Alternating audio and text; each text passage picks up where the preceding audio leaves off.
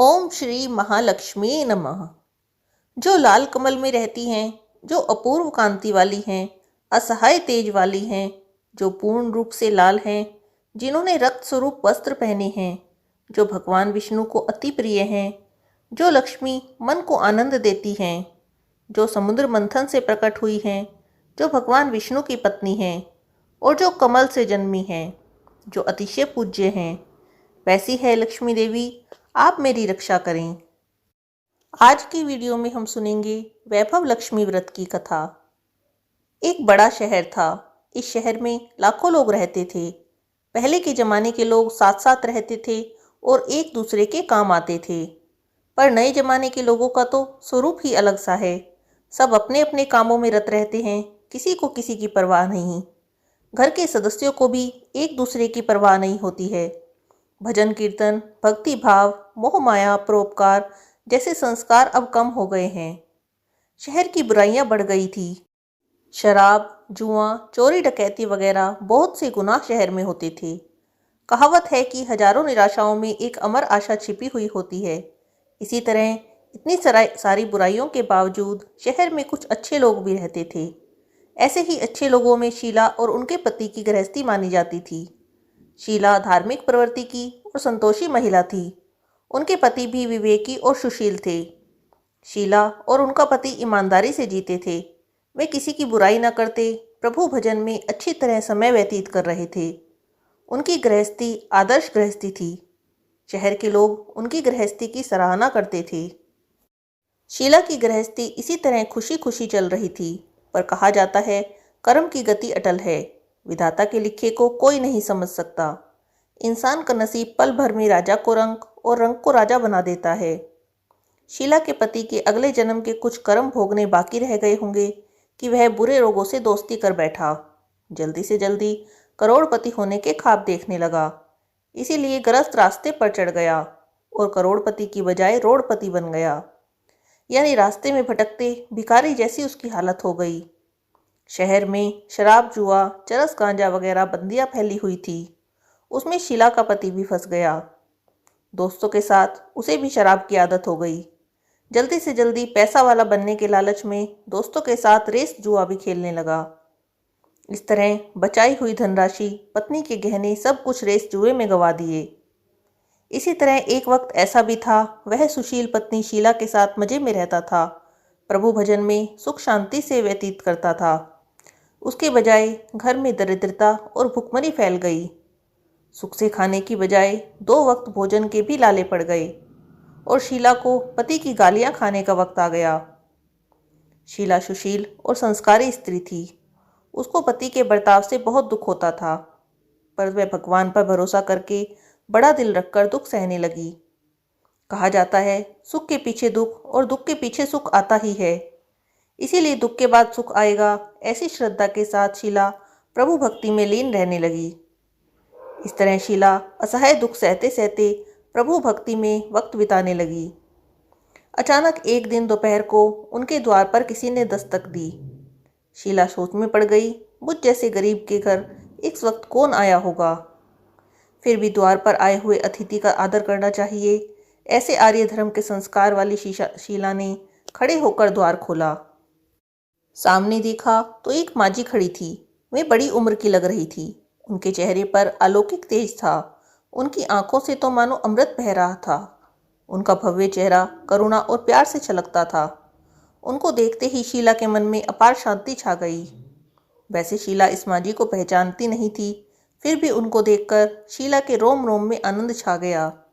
शीला माजी को आदर के साथ घर में ले आई। घर में बिठाने के लिए कुछ भी नहीं था, अतः शीला ने सकुचाकर एक फटी हुई चद्दर पर उनको बिठाया। माजी ने कहा, क्यों शीला, मुझे पहचाना नहीं? शीला ने सकुचाकर कहा, माँ, आपको देखकर बहुत खुशी हो रही है, बहुत शांति हो रही है। ऐसा लगता है मैं बहुत दिनों से जिसे ढूंढ रही थी वे आप ही हैं, पर मैं आपको पहचान नहीं सकती। माजी ने हंसकर कहा, क्यों भूल गई? हर शुक्रवार को लक्ष्मी जी के मंदिर में भजन कीर्तन होते हैं, तब मैं भी वहाँ आती हूँ। वहाँ हर शुक्रवार को हम मिलते हैं। पति गलत रास्ते पर चढ़ गया था, तब से शीला बहुत दुखी हो गई थी और दुख की मारी वह लक्ष्मी जी के मंदिर में भी नहीं जाती थी। बाहर के लोगों के साथ नज़र मिलाते उसको शर्म लगती थी। उसने याददाश्त पर जोर दिया, पर वह माजी याद नहीं आ रही थी। तब माजी ने कहा, तू लक्ष्मी जी के मंदिर में कितने मधुर भजन गाती थी, अभी अभी तू दिखाई नहीं देती, इसीलिए मुझे लगा तू क्यों नहीं आती है, कहीं बीमार तो नहीं है, ऐसा सोचकर मैं तुझसे मिलने चली आई हूँ। माजी के अति प्रेम भरे शब्दों से शीला का हृदय पिघल गया। उसकी आंखों में आंसू आ गए। माजी के सामने वह बिलख बिलख कर रोने लगी। यह देखकर माजी शीला के नज़दीक सरकी और उसकी सिसकती पीठ पर प्यार भरा हाथ फेरकर सांत्वना देने लगी। माजी ने कहा, बेटी, सुख और दुख तो धूप और छांव के जैसे होते हैं। दुख के पीछे सुख आता है तो सुख के पीछे दुख आता है। ध्यान रखो बेटी, तुझे क्या परेशानी है और तेरे दुख की बात मुझे कहो, तेरा मन हल्का हो जाएगा और तेरे दुख का कोई उपाय भी मिल जाएगा। माजी की बात सुनकर शीला के मन को शांति मिली। उसने माजी से कहा, माँ, मेरी गृहस्थी में भरपूर सुख शांति थी, भरपूर खुशियाँ थी। मेरे पति भी सुशील थे। भगवान की कृपा से पैसे की बात में भी हमें संतोष था। हमारी गृहस्थी शांति के साथ चल रही थी। ईश्वर भक्ति में हम अपना वक्त व्यतीत करते थे। यकायक हमारा भाग्य हमसे रूठ गया। मेरे पति को बुरी दोस्ती हो गई। बुरी दोस्ती की वजह से शराब जुआ की आदत हो गई। उन्होंने सब कुछ गंवा दिया। हम रास्ते के भिखारी जैसे बन गए हैं। यह सुनकर माजी ने कहा, सुख के पीछे दुख और दुख के पीछे सुख आता ही रहता है। ऐसा भी कहा जाता है कि कर्म की गति अति न्यारी होती है। हर इंसान को अपने कर्म भुगतने ही पड़ते हैं। अब तू चिंता मत कर, अब तू कर्म भुगत चुकी है। अब तुम्हारे सुख के दिन अवश्य ही आएंगे। तू लक्ष्मी जी की भक्त है। माँ लक्ष्मी तो प्रेम और करुणा के अवतार हैं। वे अपने भक्तों पर हमेशा ही ममता रखती हैं। इसीलिए तू धैर्य रखकर माँ लक्ष्मी जी का व्रत कर, सब कुछ ठीक हो जाएगा। माँ लक्ष्मी जी का व्रत करने की बात सुनकर शीला के चेहरे पर चमक आ गई। उसने पूछा, माँ जी, यह व्रत कैसे किया जाता है, वह मुझे समझाइए। मैं यह व्रत अवश्य ही करूँगी। माँ जी ने कहा, बेटी, माँ लक्ष्मी जी का व्रत बहुत सरल है। उसे वरद लक्ष्मी व्रत या वैभव लक्ष्मी व्रत कहते हैं। यह व्रत करने वाले की सब मनोकामना पूर्ण होती है। वह सुख संपत्ति और यश प्राप्त करता है। ऐसा कहकर माँ जी वैभव लक्ष्मी व्रत की विधि कहने लगी। बेटी, माँ वैभव लक्ष्मी का व्रत वैसे तो सीधा साधा है, किंतु कई लोग यह व्रत गलत तरीके से करते हैं, अतः उसका फल उन्हें नहीं मिलता। कई लोग कहते हैं कि सोने के गहने की हल्दी कुमकुम से पूजा करो, बस व्रत हो गया।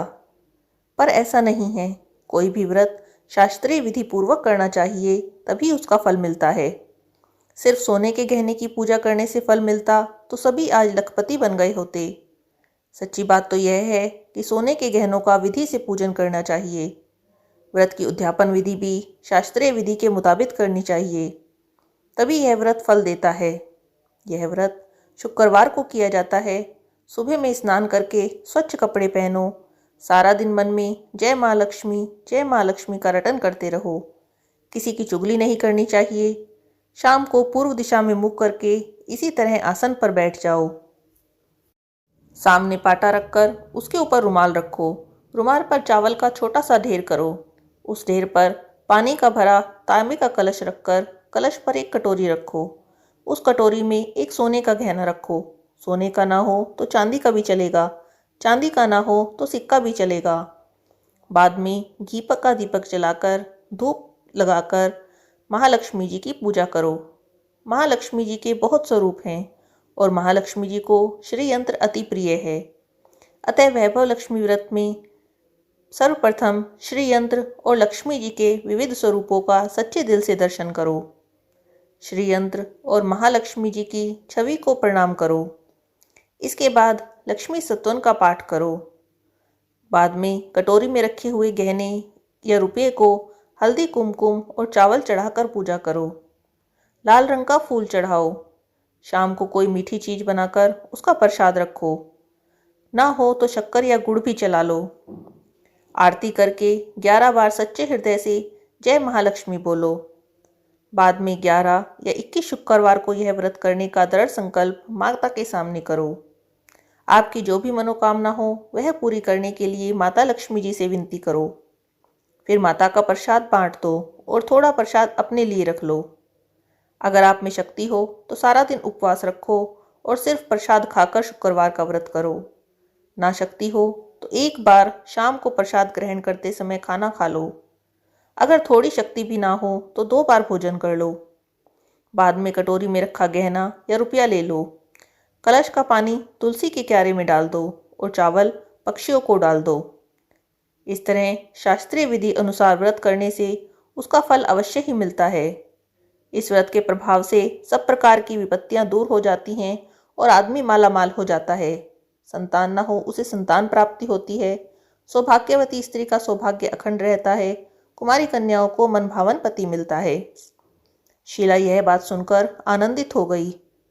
फिर उसने पूछा, माँ जी, आपने वैभव लक्ष्मी व्रत की जो शास्त्रीय विधि बताई है वैसे मैं अवश्य ही करूँगी, किंतु इसकी उद्यापन विधि किस तरह होनी चाहिए यह भी आप कृपा कर मुझे बताइए।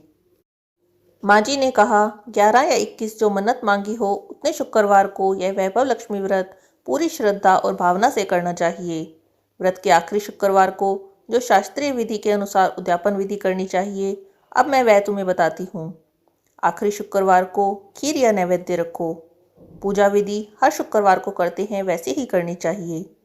पूजन विधि के बाद श्रीफल फोड़ो और कम से कम 7 कुंवारी कन्याओं या सौभाग्यशाली स्त्रियों को कुमकुम का तिलक करके वैभव लक्ष्मी व्रत की एक एक पुस्तक उपहार में दो। सबको खीर का प्रसाद दो। फिर धन लक्ष्मी स्वरूप, वैभव लक्ष्मी स्वरूप और माँ लक्ष्मी जी की छवि को प्रणाम करो। माँ लक्ष्मी जी का यह स्वरूप वैभव देने वाला है। प्रणाम करके मन ही मन भावुकता से माता से प्रार्थना करते वक्त कहें कि हे माँ धन लक्ष्मी, हे माँ वैभव लक्ष्मी, मैंने सच्चे हृदय से आपका वैभव लक्ष्मी व्रत पूर्ण किया है, तो हे माँ, हमारी जो मनोकामना है उसे पूर्ण करो। हमारा सबका कल्याण करो। जिसे संतान न हो उसे संतान देना, सौभाग्यशाली स्त्री का सौभाग्य अखंड रखना, कुंवारी कन्याओं को मनभावन पति देना। आपका यह चमत्कारी वैभव लक्ष्मी व्रत जो भी करे उसकी सब विपत्ति दूर करना, सबको सुखी करना। हे माँ, आपकी महिमा अपरंपार है। इस तरह माता की प्रार्थना करके माँ लक्ष्मी जी का धन लक्ष्मी स्वरूप को भाव से वंदन करो। माँ जी के पास से वैभव लक्ष्मी व्रत की शास्त्रीय विधि सुनकर शीला भाव विभोर हो गई। उसे लगा मानो सुख का रास्ता मिल गया। उसने आंख बंद करके मन ही मन उसी क्षण संकल्प लिया कि हे वैभव लक्ष्मी माँ, मैं भी माँ जी के कहे मुताबिक श्रद्धा से शास्त्रीय विधि के अनुसार वैभव लक्ष्मी व्रत 21 शुक्रवार तक करूंगी और व्रत की शास्त्रीय विधि के अनुसार उद्यापन भी करूंगी। शीला ने संकल्प करके आंखें खोली तो सामने कोई न था। वह विस्मित हो गई कि माँ जी कहाँ गई। यह माँ जी कोई और नहीं, साक्षात महालक्ष्मी जी ही थी। शीला लक्ष्मी जी की भक्त थी, इसलिए अपने भक्त को रास्ता दिखाने के लिए माँ लक्ष्मी देवी माँ जी का रूप धारण करके शीला के पास आई थी। अगले दिन शुक्रवार था। सवेरे स्नान करके स्वच्छ कपड़े पहनकर शीला मन ही मन श्रद्धा से पूरे भाव से जय माँ लक्ष्मी का मन ही मन रटन करने लगी। सारा दिन किसी की चुगली नहीं की, कभी क्रोध नहीं किया। शाम हुई तब हाथ पैर मुंह धोकर शीला पूर्व दिशा की मुंह करके बैठ गई। घर में पहले सोने के बहुत से गहने थे, पर पति ने गलत रास्ते पर चढ़कर सब गहने गिरवी रख दिए थे। पर नाक की चुन्नी बच गई। नाक की चुन्नी निकाल उसे धो शीला ने कटोरी में रख दिया। सामने पाटे पर रुमाल पर मुट्ठी भर चावल का ढेर किया। उस पर तांबे का कलश पानी भर कर रखा। उसके ऊपर चुन्नी वाली कटोरी रख दी। फिर माँ जी ने कही थी वैसी शास्त्रीय विधि के अनुसार वंदन, स्तवन, पूजन आदि किया। घर में थोड़ी शक्कर थी, वही प्रसाद में रख ली और वैभव लक्ष्मी व्रत किया। यह प्रसाद पहले पति को खिलाया। प्रसाद खाते ही पति के व्यवहार में फर्क पड़ गया। उस दिन उसने शीला को मारा नहीं, सताया भी नहीं। शीला को बहुत आनंद हुआ। उसके मन में माँ वैभव लक्ष्मी व्रत के लिए श्रद्धा बढ़ गई। शीला ने पूर्ण श्रद्धा भाव से 21 शुक्रवार तक वैभव लक्ष्मी व्रत को किया। 21वें शुक्रवार को माँ जी के कहे मुताबिक उद्यापन विधि करके 7 स्त्रियों को वैभव लक्ष्मी व्रत की 7 पुस्तकें उपहार में दी। फिर माता जी के धन लक्ष्मी स्वरूप की छवि को वंदन करके मन ही मन भाव से प्रार्थना करने लगी। हे माँ धन लक्ष्मी, मैंने आपके वैभव लक्ष्मी व्रत करने की मन्नत मानी थी, वह व्रत आज मैंने पूर्ण किया है। हे माँ, मेरी हर विपत्ति को दूर करो, हमारा सबका कल्याण करो। जिसे संतान न हो उसे संतान देना, सौभाग्यवती स्त्री का सौभाग्य अखंड रखना, कुंवारी लड़की को मनभावन पति देना। आपका यह चमत्कारी वैभव लक्ष्मी व्रत जो भी करे उसकी सब विपत्ति दूर करना, सबको सुखी करना। हे माँ, आपकी महिमा अपरंपार है। ऐसा कहकर उसने माता लक्ष्मी जी के धन लक्ष्मी स्वरूप की छवि को प्रणाम किया। इस तरह शास्त्रीय विधि से शीला ने श्रद्धा से व्रत किया और उसे तुरंत ही उसका फल मिला। उसका पति जो गलत रास्ते पर चला गया था, अब वह अच्छा आदमी हो गया और कड़ी मेहनत करके व्यवसाय करने लगा। माँ लक्ष्मी जी के वैभव लक्ष्मी व्रत के प्रभाव से उसे ज़्यादा मुनाफा होने लगा। उसने तुरंत ही शीला के गिरवी रखे गहने छुड़ा लिए। घर में धन की बाढ़ सी आ गई। घर में पहले के जैसी सुख शांति छा गई। वैभव लक्ष्मी व्रत का प्रभाव देखकर मोहल्ले की दूसरी स्त्रियां भी शास्त्रीय विधि पूर्वक वैभव लक्ष्मी व्रत करने लगी। हे माँ धन लक्ष्मी, जैसे आप शीला पर प्रसन्न हुई, उसी तरह आपका व्रत करने वाले सब पर प्रसन्न होना, सबको सुख शांति देना। जय धन लक्ष्मी माँ, जय वैभव लक्ष्मी माँ।